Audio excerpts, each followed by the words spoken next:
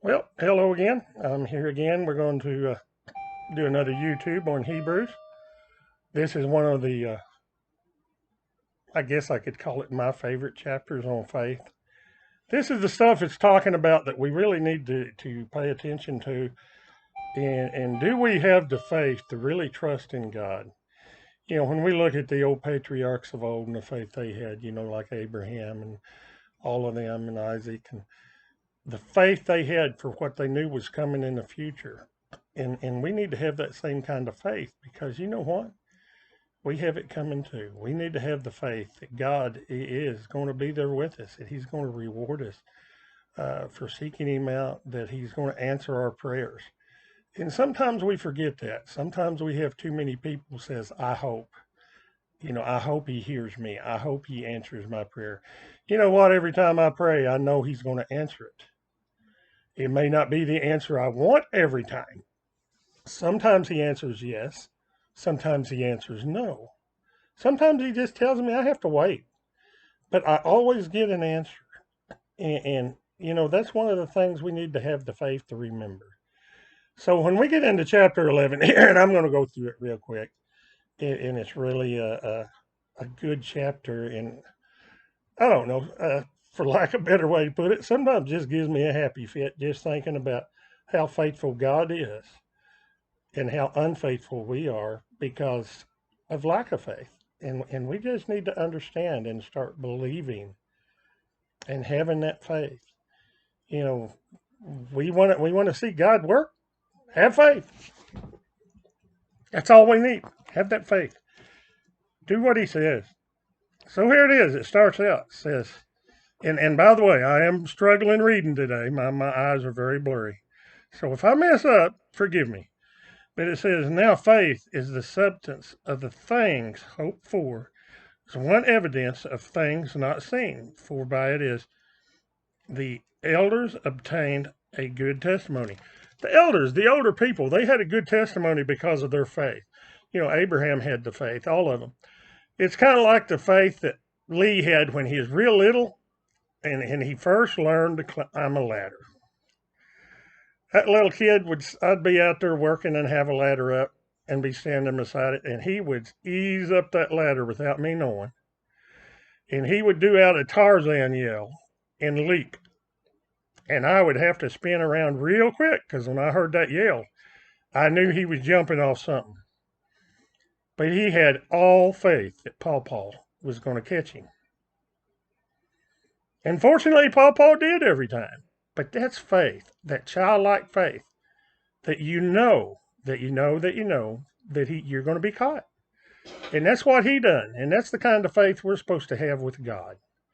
The kind of faith that we just know that we know that we know. So here it was. He is talking about that. And it says, by faith we understand that the words were framed by the word of God, so that the things which are seen were not made of things which are visible. Now, what does that mean? That means that we know even though we don't see it. We just have to believe by faith. And it also says, and I'm going to skip on down here. I guess not. I'm going to go to 4 first because by faith Abel offered to God a more excellent sacrifice than Cain, through which he obtained a witness that he was righteous. God testifying of this gift, and though it has been dead, he still speaks. We hear about his faith, even though he's been dead for years. But it also in verse 6 says, without faith it is impossible to please him. Who is it impossible to please? God. If we don't have faith, we can't please him. For he who comes to God must believe that he is, and that he is a rewarder of those who diligently seek him. Do we have the faith and do we seek him? Do we know that he is God and that he's going to give us an answer? Sometimes we lose our faith because we don't get the answer we think we ought to have. You know, I've heard of people saying, I prayed and prayed for somebody to live and they died anyway. Well, that happens. but you were trying to get God to bend to your will instead of his will. You know, I remember the day my middle son got killed. And one of the first things I did when I walked away from him, I'd been helping work on him until we got enough medics there. And when I walked away, I started praying, Lord, don't take my son away from me. And this will sound odd to a lot of people, but I prayed it a couple of times, and God let me know I was praying the wrong thing. And I was, because he was going to be gone. To me, not to God. But then after I started seeing the whole story later, I see how God was answering his prayer. Let's face it, God's answered my prayers for my kids because they've all been saved. So he's in a better place, and I know that. In the testimony he gave me and my wife to share with other people that has lost kids. For the boy, when we got to go to court with the boy that ran over him and asked for him not to go to prison, and how God has used that throughout the years, makes me understand. All right, God, I understand why you took my son home. It's selfishness on my part to want him back. And oh yeah, I'd love to spend just a few minutes with him again. But God has been so faithful to me and to my family of how he has answered our prayers. How can I not have the faith to believe in him? Same way as what we're reading here in the Bible all this time with all the patriarchs. And, you know, Noah. Now, I want you to think about Noah. We all know about the story of the flood. So here Noah is. Now, can you imagine God telling Noah and saying, Noah, go build an ark? And Noah's going to go, what? Now, this is just me making a story, but it's biblical story. And God says, yep, Noah, I'm going to make it rain.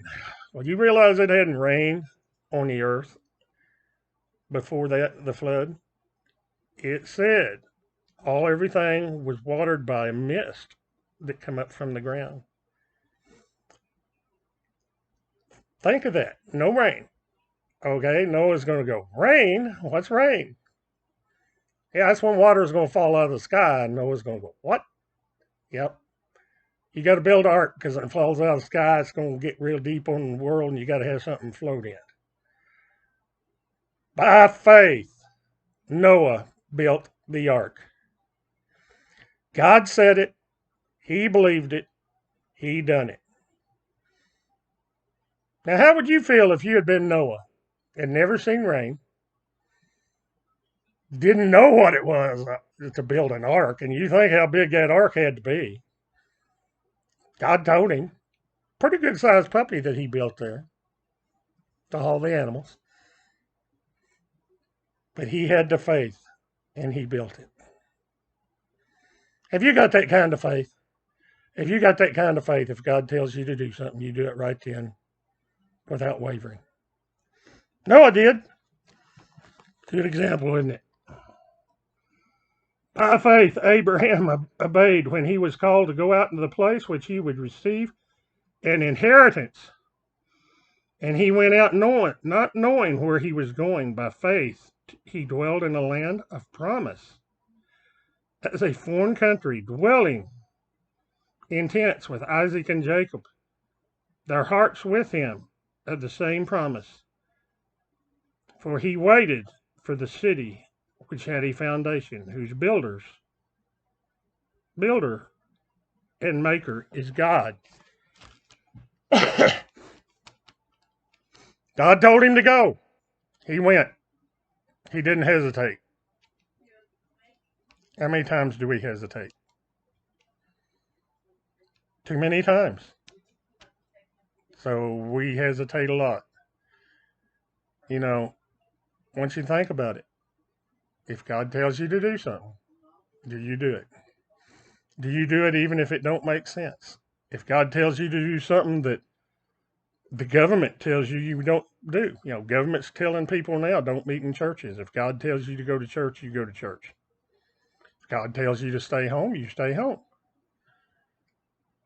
If God tells you not to obey an ungodly law, you don't obey that ungodly law. Shadrach, Meshach, and Abednego refused to obey an ungodly law and got thrown into the fiery furnace. We do by faith what God says. You know what? Here's the best part, and I won't have to go too much of it. It says, therefore, God is not ashamed to be called their God, for he has prepared a city for them. You know what? He's preparing a city for us. Is God ashamed to be your God because you don't have faith? Think about it. Do you have faith? Is your faith more, let's say in government, is your faith more in money? Is your faith more in things than it is of God? That's a hard thing to think about sometimes. And you know what? I have to think about it at times. Am I doing this out of faith or not? We need to look at it. Need to look at it. You know, by faith, Moses, when he was born, was hidden 3 months by his parents. They had faith that God would take care of it. You got that kind of faith? By faith, Moses, when he became of age, refused to be called the son of Pharaoh's daughter, choosing to suffer afflictions with the people of God than to enjoy the passing pleasures. Think of that. By faith, Moses did. Are they so much here that I just recommend you just go through chapter 11. Just read it. It's so neat. By faith, Moses forsook Egypt, not fearing the wrath of the king, for he endured and seen him who is invisible. By faith, he kept the Passover and sprinkling of blood, lest he who destroyed the firstborn should touch them. This was all faith that Moses did. Now you notice the individual. Do I see God? No, but I feel him. I feel his presence every day. And by faith, I know he's with me. By faith, I know he's touched me and my body every day. By faith, I know my cancer, no matter where it goes, whether it grows, whether it stops, anything, everything's okay.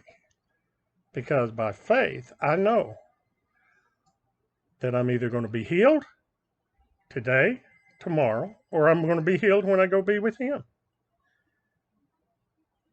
You know, I can't lose anyway. Neither could they, and they lived by faith. Are you living by faith? You know, by faith, the walls of Jericho come falling down. Think of that. By faith, they marched around, and when they did, the walls come down. By faith, the harlot Rahab did not perish. She had faith. You know, what more can we say by faith? Look at what Gideon, Samson, Jehoshaphat, David, Samuel, all these people by faith, God answered them. Now, these are the ones in the Old Testament. Look at the faith Paul had. Look at the faith the disciples had. It had to grow. Where is our faith? How many people in churches today truly have faith? Well, I'm getting about 15 minutes, so I'm going to skip some. But I am going to mention we had people tortured because of their faith and would not give up. We had people boiled in oil, and they wouldn't resent their faith. You know what? We got people nowadays, some in the Middle East, that will not renounce Christ, and they get beheaded. The one I remember the most, and listen to her dad tell the story and what was said, the first shooting in Columbine, the girl that had got saved that summer in a Bible camp. And when they asked, they said, if you will renounce that Jesus, we won't shoot you. And she refused to. And they shot her. By faith, she knew that even if they shot her, it would be okay. Have you got the faith to stand up if somebody come to you and said, if you will renounce Christ, we won't hurt you? If you will renounce Christ, we won't behead you? I hope I do. I hope I never get put to that test. I hope you never get put to that test. But remember, only by faith can we please God. Examine yourself. Do you have that faith? Do you put your trust totally in Him? I'll be honest, there's times when mine fails. Good thing I got a good wife that sometimes she reminds me. She tells me that I give stuff to God and pick it back up, which I guess I do. And she's good at that. She likes reminding me sometimes, and it's good. I need people to remind me of my faith. And that's why this chapter is so important, because I want to remind you of your faith and how important it is. Give it to God. Even if the other things may not be right in your life, have faith.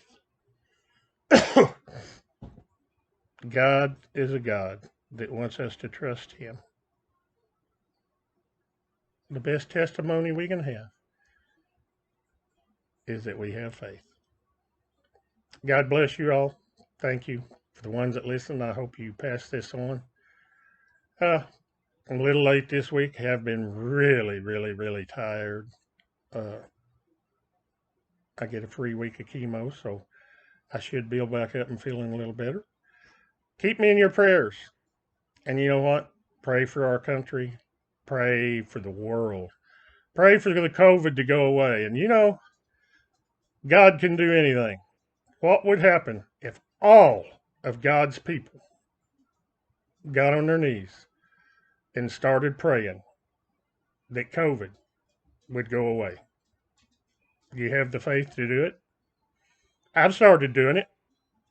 How many other ones will do it with me? I hope everybody, because I really believe God is still in charge. I really believe He has the power to do anything. But I also believe God's people are not doing what they're supposed to and not coming to Him in prayer like we should. You want things to change? Start praying for the people you know that don't know Jesus. Start praying for them to come to know. Start praying for a worldwide revival. How many family members we have that don't know Jesus? Are you praying for them every day that God will put people in their lives, and you have the faith that He will, that will show them the direction to Him? Do you have the faith to pray for our government leaders, whether you like them or not, that God will put people in their paths that will help direct them? It all boils down to your faith. Yeah, have a good one. I appreciate you all listening. God bless.